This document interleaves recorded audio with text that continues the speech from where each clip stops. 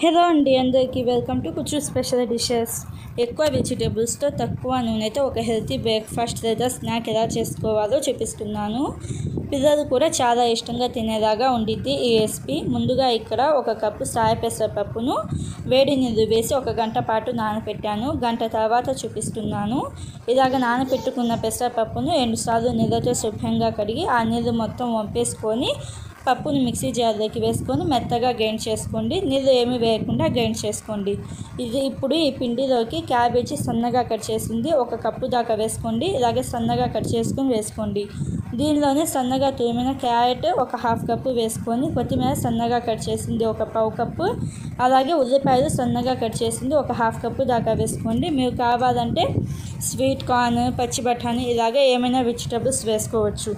ఇప్పుడు దీనిలోనే red chilli 1 tea spoon దాకా వేసుకొని, జీలకర్ర పొడి 1/2 టీ స్పూన్ దాకా వేసుకోండి. అలాగే పసుపు 1/2 టీ స్పూన్ దాకా వేసుకొని, సాల్ట్ 1/2 టీ స్పూన్ దాకా వేసుకొని అంతా కలిసేటట్టుగా ఒకసారి బాగా కలపండి. ఇలాగ ఒకసారి బాగా కలుపుకున్న తర్వాత శనగపిండి 1 పావు కప్పు దాకా వేసుకొని 2 టేబుల్ స్పూన్ల దాకా నీళ్ళను వేసుకోండి.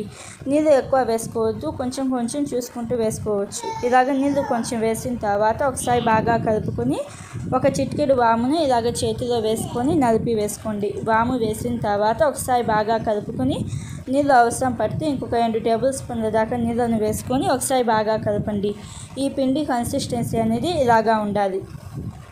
ప్యాన్ కోసం పిండి అయితే రెడీ అయిపోయింది కదా. ఇప్పుడు స్టవ్ ఆన్ చేసుకొని కడాయి పెట్టుకొని 1 టీ స్పూన్ దాకా ఆయిల్ వేసుకొని, ఆయిల్ కొంచెం హీట్ అయిన తర్వాత ఎండుగడ్డల పిండి వేసుకోండి. పిండి వేసుకొని ఈవెన్గా స్ప్రెడ్ చేసుకొని 1/2 టీ స్పూన్ దాకా ఆయిల్ వేసుకొని పైన మూత పెట్టేసి మీడియం ఫ్లేమ్లో 1 నిమిషం పాటు కాల్చుకోండి.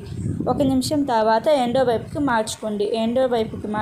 రెండో వైపు కూడా పైన మూత పెట్టేసి ఇంకొక నిమిషం పాటు మంట మీడియం ఫ్లేమ్లో పెట్టేసి కాల్చుకోవాలి. ఇలాగా రెండో వైపులా కూడా 1 నిమిషం పాటు మీడియం ఫ్లేమ్లో పెట్టేసి కాల్చుకుంటే మనకి ప్యాన్ కేక్ అనేది రెడీ అవుతుంది. అన్నీ కూడా ఇలాగే కాల్చుకోండి. 1/2 టీ స్పూన్ దాకా ఆయిల్ వేసుకొని ఈవెన్గా స్ప్రెడ్ చేసేసి పైన మూత పెట్టేసి కాల్చుకోండి. ఇలాగా పైన మూత పెట్టేసి కాల్చుకుంటే మనకి పర్ఫెక్ట్ బ్రేక్ఫాస్ట్ లేదా స్నాక్ అనేది రెడీ అవుతుంది. ఎక్కువ వెజిటేబుల్స్తో చేస్తాం కాబట్టి చాలా హెల్తీ. వెయిట్ లాస్ అవ్వాలి అనుకునే వాళ్ళు కూడా తినొచ్చు. పిల్లలకి లంచ్ బాక్స్లోకి, స్నాక్స్ బాక్స్లోకి పెడితే వాళ్ళు కూడా చాలా ఇష్టంగా తింటారు. టేస్ట్ కూడా చాలా బాగుంటుంది. ఒకసారి తప్పకుండా ట్రై చేయండి. వెజిటేబుల్స్ ఇవే వేయాల్సిన అవసరం లేదు. మీరు కావాలంటే దోసకాయ కూడా వేసుకోవచ్చు. ఒకసారి తప్పకుండా ట్రై చేయండి. ఒకసారి తప్పకుండా ట్రై చేసి మీకు ఎలా వచ్చిందో నా కామెంట్ బాక్స్లో చెప్పండి. Thank you friends. Bye bye.